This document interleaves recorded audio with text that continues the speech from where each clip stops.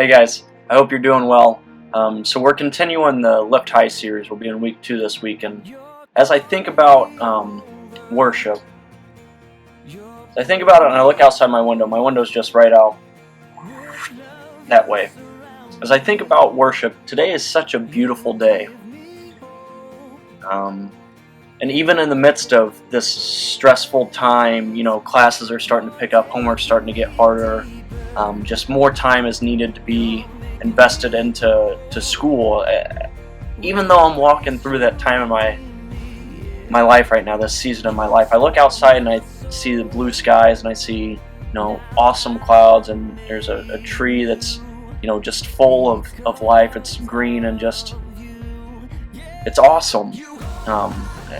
And I just want to worship God right now for that even in this time of, I don't want to say difficulty, but this stressful time, this anxious time, this nervous time. There's a career fair happening today and tomorrow that has all the people. It's for engineers and all the technical majors. Has all these engineers and technology students just real nervous, having to go in and to talk to a recruiter. And it's not just one-on-one. It's you have a line of people behind you, and if it's a company like Ford, if it's a company like Honda, if it's a company like GE, these big companies that everyone wants to work for, the line's sometimes 100 people waiting behind you, waiting to talk to these recruiters, and you have to, present yourself, present your best self to these people for them to try to hire you. And it's just a really nerve-wracking experience, really stressful time. But even in that time, even after I've gone and talked to those recruiters today, I can still look outside my window and be like, the creator of the universe loves me. The creator of the universe loves you.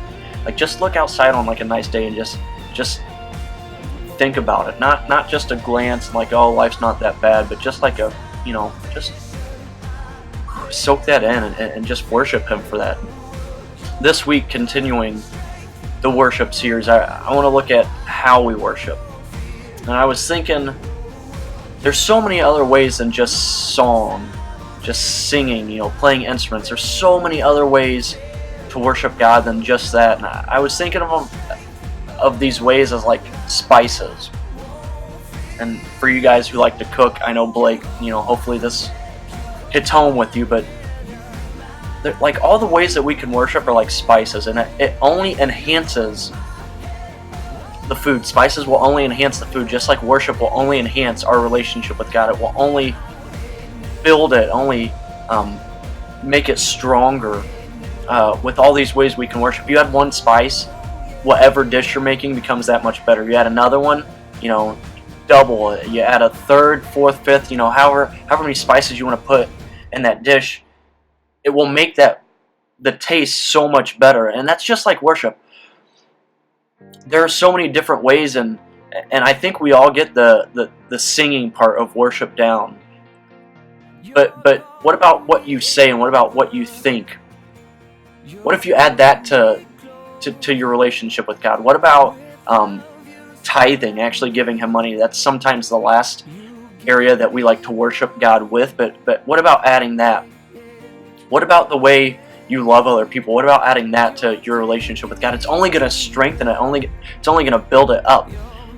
And that's just what I kind of want to talk about to the students, is that there's more ways than just worship. Every decision that you make, every single decision has the opportunity to become an act of worship. So the more you add to your relationship with God, the more it's just going to build that up. And the more it's just going to,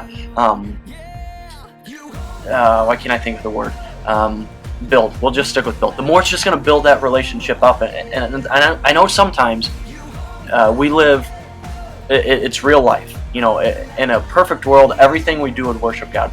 But we live in a real broken, messy world. And sometimes we go through seasons of being stuck in the cave or being in the valley. And sometimes we don't feel like we have enough to give God. But there's a story that I want to show you guys, and I want to show the students about not giving God all that you think you can, all that you think is sufficient enough to glorify Him, for Him to be pleased in that worship of you. There's one story.